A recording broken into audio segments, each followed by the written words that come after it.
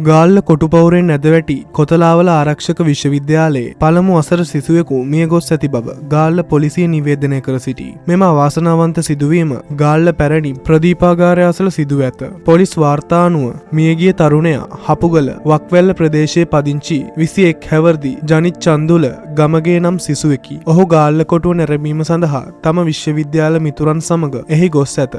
ගාල්ල පොලිසිය විසින් කරන ලද මූලික විමර්ශනවලට අනුව සිසුවා කොටුපවුර මත ගමන් කරමින් සිටියදී ඇද වැටී ඇති නමුත් ඔහු වැටෙන අවස්ථාව ඔහුගේ මිතුරන් කිසිවෙකු දැක නැති බව වාර්තා වී ඇත. ගාලු කොටුවේ සිට මුහුදට පනිමින් ත්‍රාසජනක ක්‍රීඩාවේ යෙදෙන ස්ථානවලදී මෙම සිසුවා මුහුදට වැටී ඇතැයි ගාල්ල පොලිසිය සඳහන් කරයි. අනතුරින් බරපතල තුවාල ලැබූ සිසුවා පොලිස් නිලධාරීන් විසින් වහාම කරාපිටියේ ශික්ෂණ රෝහලට රැගෙන ගොස් ඇත. රෝහලට ඇතුළත් කරන විට ඔහු මිය ගොස් සිටි බව රෝහල් වාර්තා තහවුරු කරයි. පොලිසිය දැනට සිද්ධිය පිළිබඳ වැඩිදුර විමර්ශන සිදු කරමින් පවතී. මෙම අවාසනාවන්ත සිදුවීම සම්බන්ධයෙන් කොතලාවල ආරක්ෂක විශ්වවිද්‍යාලය හෝ මියගිය සිසුවාගේ පවුලය තවමත් නිල ප්‍රකාශයක් නිකුත් කර නොමැත.